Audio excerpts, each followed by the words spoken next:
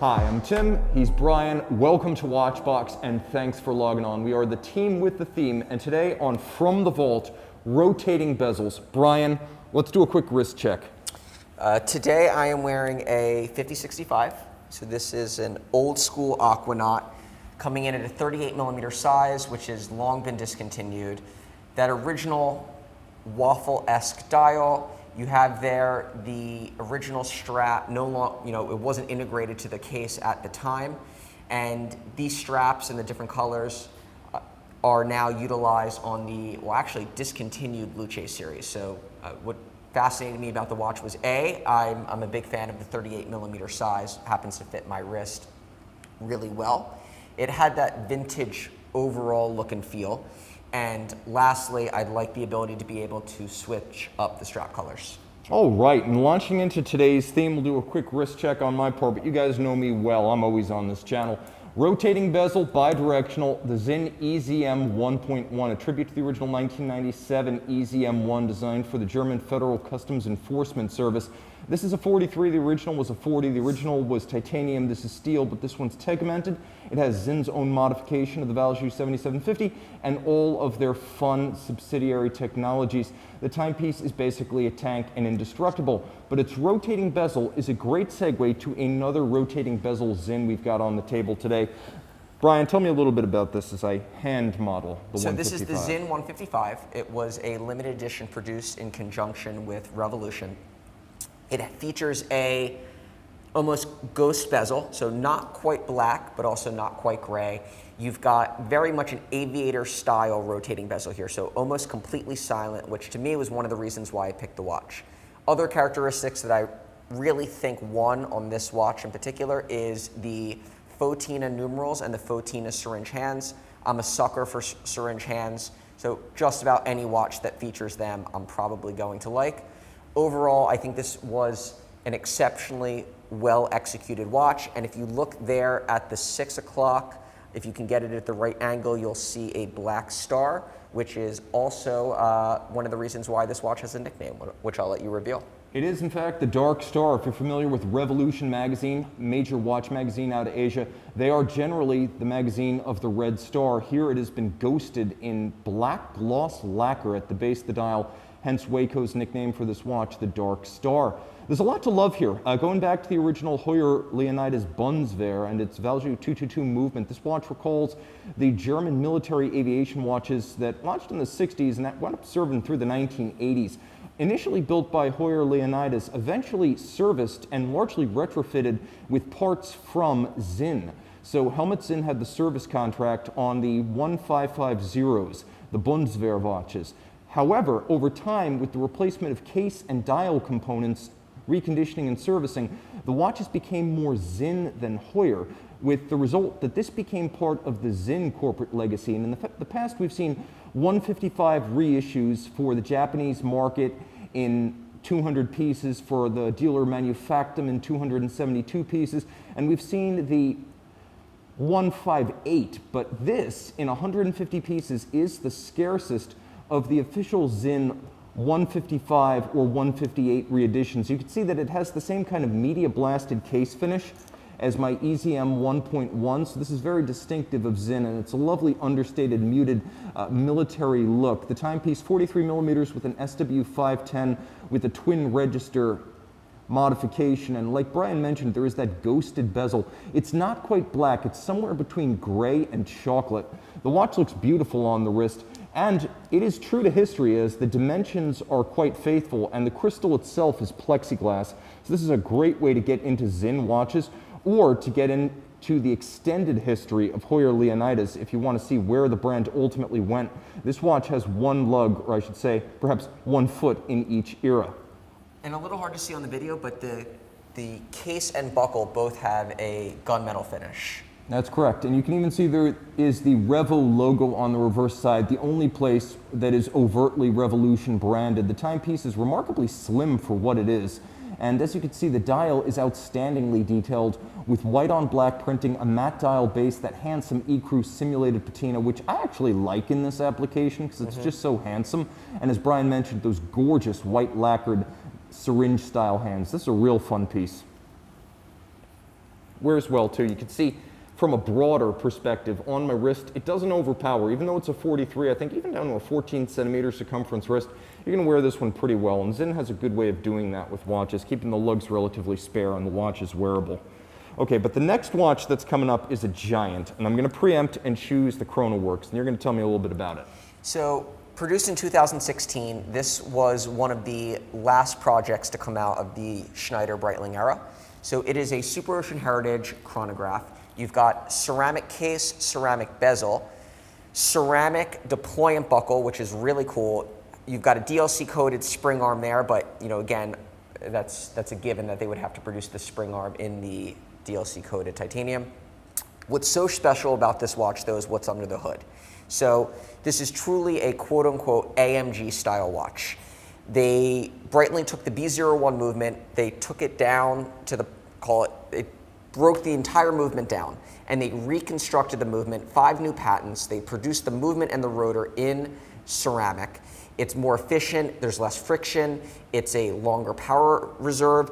This is the type of movement, honestly, that you would see Renaud and Poppy making for AP or making for RM. It's that good.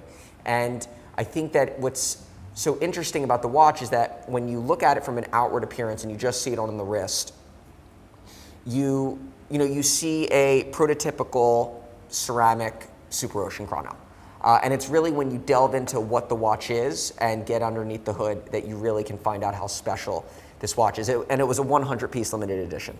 And it is truly a special piece. It was supposed to be the inaugural model in a Chronoworks line for Breitling, which would roughly parallel what Lockheed does with its elite Skunk Works division. So this was intended as the first of many, but it wound up being the first and the last, and it was the only ultra haute de gamme in-house Breitling experiment. Remember that the Mulliner Tourbillon was built for them by Audemars Piguet Renaud et Papy, so in the truly high mech space, this was Breitling's only ever attempt. The movement increased power reserve from the standard BO1 70 to 100 hours. This was done by reducing friction, as the watch features ceramic bridges and plates with the primary train constructed of silicon and the silicon pivots inserting directly into the ceramic bridges and plates, with the result that this movement actually has less joules and less lubrication, less friction, and more power reserve.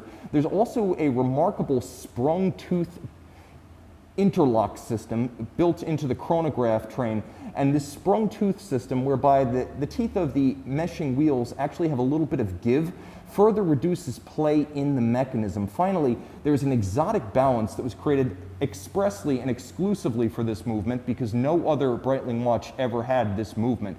And the balance itself, I'm going to do my best to show it to you, it's made up of a couple of different materials, both silicon and metal, and you can see that not only is it free sprung, but it is remarkable in its architecture. It is nothing like a conventional annular metallic balance. Finally, I'll also mention that it's still vertical clutch column wheel and a COSC certified chronometer in the SuperOcean Heritage case, and the SuperOcean Heritage, since it launched in 2007, has been Breitling's best-selling brand. Before that, it was the Chronomats, after the SuperOcean Heritage. So this really is their icon, as it's their best-selling model in its most advanced form, and I'll mention, this was Breitling's first full ceramic watch. So it's an extraordinary landmark for the company in a lot of ways. If you want to own something that is both a dead end on the evolutionary tree and at the top of the tree, this watch is both of those all in one.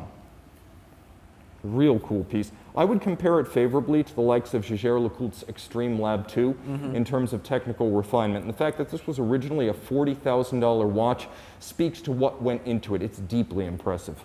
Also impressive that they haven't reutilized the movement for anything else.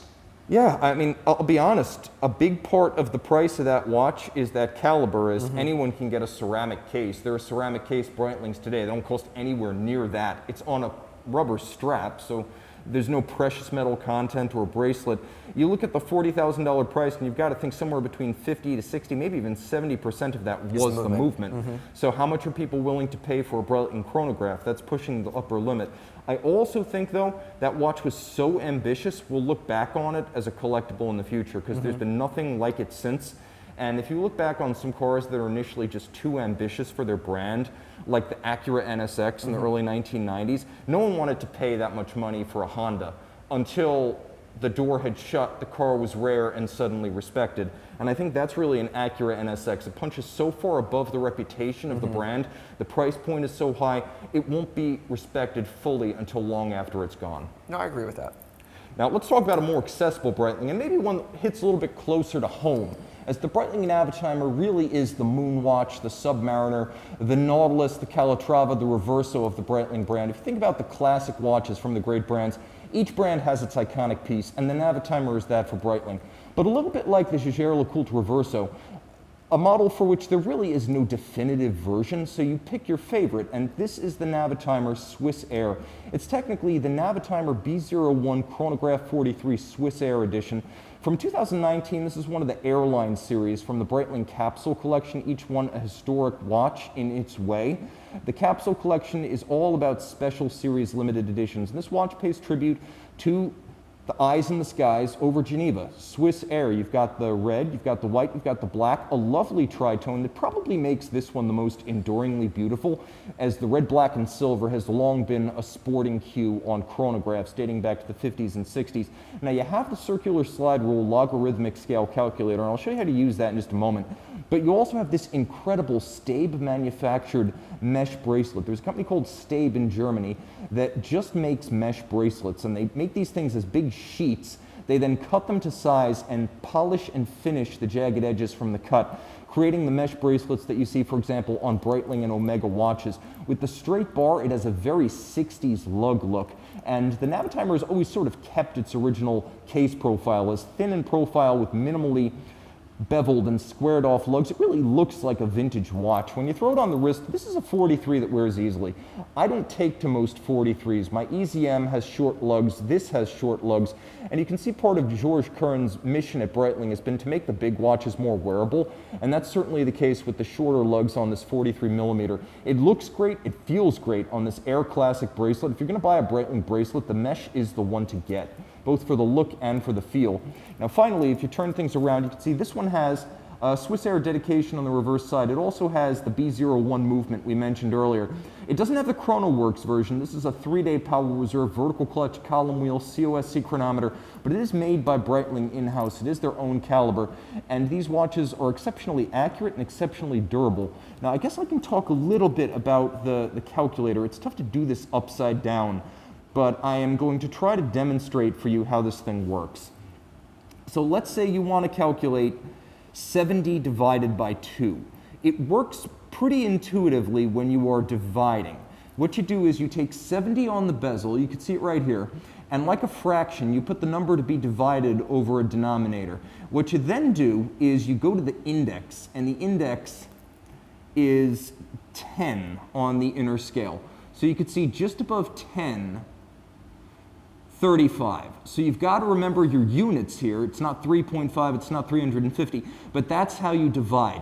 Now, if you want to multiply, you put the number to be multiplied over the index, and then you go find its corresponding number on the inner scale, and you will get the multiplied result. So it works backwards if you're multiplying, but you see how this logarithmic slide rule works. It's basically a slide rule, but in circular form, a lot like the A6B if you're a pilot, and they still teach the use of this slide rule in military aviation. I know, because I was in the military, and they were taking those things out on flights. It's cool once you learn it. You'll be faster than your friends with their iPhones when calculating restaurant tips. I guarantee it. It's also, you know, one other thing to note is the actual red color isn't quite an exact red. It's almost, you know, an orangey red, which I think is actually plays nicely on the watch. And I've always liked when Breitling has integrated color to their Navitimer series, whether it's this one or a bright blue. The addition also of having the color on the hands, I think lends itself to feeling that there's much more of the color on the watch itself than there is. So had they just gone with, you know, a simple, call it white gold hands or white hands, you wouldn't have felt the presence as much of that color. But I think that having it makes the whole watch pop that much more. And I would like to also show you now exactly what I mean. You take, for multiplication, you put 4 over the index, and then you go and find 4 on the inner scale, and you can see it says 16 just above. So 4 times 4 is going to be 16. This is why I say you've got to remember your units, but that's how the multiplication works. The Navitimer has always been a pilot's watch designed to calculate all of the relevant formula, consumptions, and rates necessary to fly a plane. It first arrived in 1954. I know some say 52. Breitling claims 52. It was 54. And it was designed initially for the AOPA, the Aircraft Owners and Pilots Association in the United States. And while the Chronomat had previewed its circular slide rule calculator, it was the Navitimer that had the scales and the units available to truly be a flight calculator in every regard necessary for pilots. As Brian mentioned, it's not a straight up red on the dial. It's got a little bit of orange to it. It's like a pastel color. Yeah, I would say it's almost a little bit like Rosa Corsa, the racing red of Ferrari, which is a little bit orange if you see it in person. It's not quite blood red or scarlet, so it's a very cool look. And you'll note that the chronograph scales for minutes and hours likewise feature R in hands to tell them apart from the constant seconds. Real fun piece, and a great way to get into Breitling if you want to just own one. Get a Navitimer. And another, and again, another thing that Breitling doesn't get enough credit for, I think, is the integration of color in their watches. They were one of the first to really be doing bright yellow dials, bright orange dials, bright blue dials, having those pastel colors throughout the SuperOcean series or the Navitimer series. And you now see those pastel colors being utilized in many brands and having some of their most successful pieces be those colored series, whether it's the new Oyster Perpetuals from Rolex, a watch that I actually love the look of, the Zodiac Seawolves. Very much. Really yes. use those bright pastel colors. Mito came out with a really cool watch. The Mito decompression scale, check it out, one of the best dive watches of the year. Absolutely awesome. And so I think that customers are really flocking to watches that have, bright and vibrant colors. Which is a great segue to our next Rolex. Yeah. So moving right on in. So we have a white gold GMT Master II featuring the blue and red Pepsi bezel. A little bit hard to see on the camera just because of the light, but this is the blue dial variation. So it is the version that came right before the current Meteorite version. It is a monstrous watch. Let's just quickly review the history of our ceramic bezel Pepsis. The first one came out in 2014, black dial.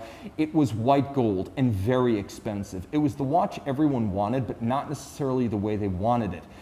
Fast forward to 2018, and in order to protect the white gold Pepsi bezel, Rolex changed the black dial to blue, creating the 1-year reference, which was the 116719. For 2019, we got the watch you see here, and at face value, this is the 19 and subsequent because it has the little Rolex crown between Swiss and made. There were some changes for 2019 as the 116719 BLRO became the 126, white gold, but with the new 3-day power reserve movement. So this is the 3-day power reserve, 3285, 70 hours if you want to be a stickler. It has the distinct dial with the little Rolex crown between Swiss and made, and it is all white gold, meaning it is a very hefty watch. But a lot of folks were not content with the Jubilee bracelet on the standard steel Pepsi. So if you want that sportier look, a little bit more muscle, a little bit more masculine, a lot of folks will actually spring for the white gold model with the full Oyster bracelet, just because for a lot of enthusiasts who came of age in the late 2000s and early 2010s who remember the Oyster bracelet as inseparable from the GMT. Remember, after 2005, the Jubilee bracelet was slowly phased out until the last of the steel 5-digit GMTs were sold. So for an entire generation of the GMT, a lot of collectors grew up knowing this watch as exclusively bound to the Oyster bracelet. So a lot of folks want the Oyster bracelet on their Pepsi, and they're willing to pay white gold money to get it. So this is a timepiece that's still fairly rare. I have to be honest, you don't see a whole lot of them, and even here we scarcely see more than one at a time, maybe 2 a month. This is a real desirable watch, and unlike a lot of the aviators watches in the genre, which are between 30 and 60 meters water resistant, Rolex gives this a trip lock crown and a 100-meter rating. With a trip lock crown like a Submariner or a Sea Dweller, I would bet the reality of the water resistance with this watch is actually higher. And I think jumping to the conclusion that the white gold simply looks like stainless steel is a mistake, because it's far more gray in the undertones. And when you have the two watches side by side, they are in fact very different. Rolex transitioning from the white gold pieces having, well, let's go, transitioning from the stainless steel pieces having Oyster to moving the stainless steel pieces to having Jubilee, I thought was a really, really great way to differentiate between the materials and the two models themselves. Additionally, I think if you go back, there was always this thought that why would I buy an all white gold watch if I can buy one in stainless steel that looks like it? And as stainless steel watches have become much more relevant and sports watches have become much more relevant, you've seen even the desirability of call it the white gold watches grow, but also that thought that there's nothing wrong with buying an all white gold watch. You know, they've got the white gold Oyster Flex Daytonas, which do incredibly well. You have Patek Philippe, the 5740 Nautilus, it does incredibly well. So I think that that divide has sort of really closed for the most part.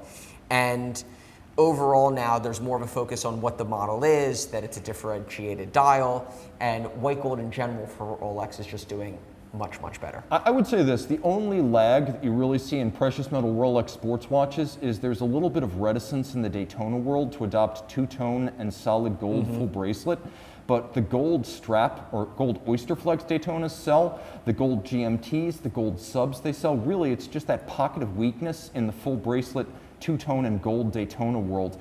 With this watch right here, this watch will be gone. This watch will be gone by the end of the week. And the thing I love about it is it still works as intended.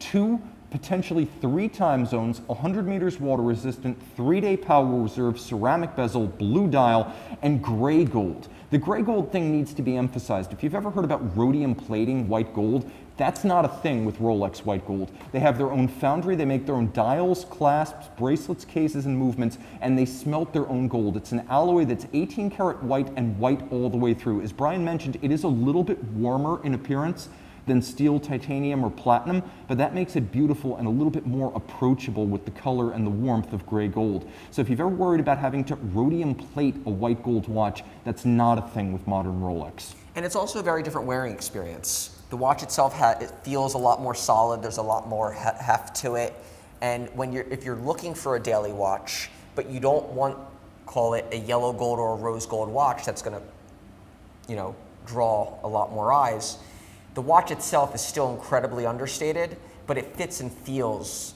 obviously like a precious metal watch because it is, which again has a very different wearing experience. It feels more solid, there's more heft on the wrist, and for me, possibly one of my favorite Rolexes that's been made, this particular series of the white gold Pepsis. Yeah, it's really thin too. If you've worn a Tudor Black Bay GMT, this thing feels like it's half as thick. That's one of the unadvertised joys of wearing this model.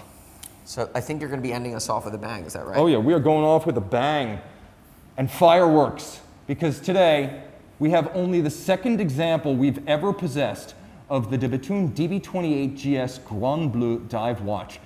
Dynamo-driven LED lights that absolutely scream when it's properly dark. This is a watch that came out in 2019 and immediately received a GPHG nomination in the dive watch class. 44 millimeters grade 5 titanium, rotating dive style bezel, and rare for a DB28, a center seconds hand. It uses Luminova, actually patches of Black Badger's AGT Ultra solid loom material that's cut out and placed in the indices at the tips of the hands. But then it also features a drive system off of the mainspring barrel that runs LEDs that actually backlight the hands as well as the underside of the crystal bezel. So this is an extraordinary watch that's 105 meters water resistant and a full bore unreserved sports watch effort from the folks at Bethune. Now they make only 150 watches a year. I wouldn't expect them to make more than 24 of these in any given year. It's got a power reserve indicator, it's got a backlight, it has a 5-day power reserve, and it has the signature floating lugs in a medium sizing. So if you've ever seen the large floating lugs that I've frequently featured on the channel, this is a medium size that works better on a smaller wrist. The watch is feather light, and incredibly, and I had to measure it to believe it, it's only 12.9 millimeters thick, which means it's less than 1 millimeter removed from that GMT we just saw. The timepiece is hand finished inside and out. You'll note that there's a microlight engraving on the barrel bridge. The edges of the barrel bridge are mirrored with anglage, conventionally chamfered, not machined. And then there's an incredible triple parachute shock protection system down at the base of the dial. You get 1, 2, 3 shock protection springs in this patented system. So you get water resistance, you get shock resistance, and you get the patented twin self-adjusting barrels. And this is a manual wind watch, but you cannot accidentally overwind it. They thought of everything, right down to patenting their own balance wheel. They have at least 8 balance wheel designs. It's made of titanium and white gold. They have their own hairspring, 2 metal elements clipped together and hand bent to beat concentrically like an overcoil without the shock susceptibility of an overcoil. You can see the microlight engraving on the barrel bridge at center. You can also see copious black polishing across the bridges, plates, and screws. And then when you flip it over, you can see the underlying mechanism that actually underpins the power reserve that you see on the dial side. This is easily the sportiest watch de Bethune has ever made. With only about 2 dozen at the most being served each year, you're talking about exclusivity on a level that even the likes of Moser, Laurent Ferrier, and Journe aren't quite achieving. They're making between 600 and 1,500 watches a year. This is a far more intimate experience with one of the great boutique manufacturers of our time. 44 millimeters, but it doesn't wear it, and I adore it. Really cool piece. And it's rare, I would say. It's rare when I see a mechanical creation that comes from a brand that's, you're just truly like, wow, how did they even do that? Or you don't see as much of that nowadays. And for me, this is one of those watches where when they tested the watch when we were there for the show, you're just like, holy crap, like, how did they even do that? And like, how did they even come up with that? And I'll be honest, you can run this thing for minutes before it runs down. It operates off the mainspring barrels, and you should see my video that just went live yesterday. It concludes with this watch in pitch black, and it is blinding. It'll take an eye out if you're wearing NVGs. Set those things to urban warfare, please, before watching this. And what a fun watch to show someone. Like to play with it and to show somebody the operating of it, and then to explain, like, you don't understand, like, there's no battery in there. Like, this is being done mechanically. It is too much fun. It is a toy for adults in the best possible sense. The rewards of age, a toy for the big boy. All right, Brian, how do people get in touch with us if they want to buy these watches? So you can reach out to me on Instagram, Brian Govberg. You can reach out to social@thewatchbox.com. You can reach out to me at brian@govbergwatches.com, or you could reach out to you. That's Tim right. @thewatchbox.com. Tim at the Watchbox, or Team also at thewatchbox.com when you want to talk pricing and purchase. Guys, time out, Tim out, Brian out, and thanks for logging on.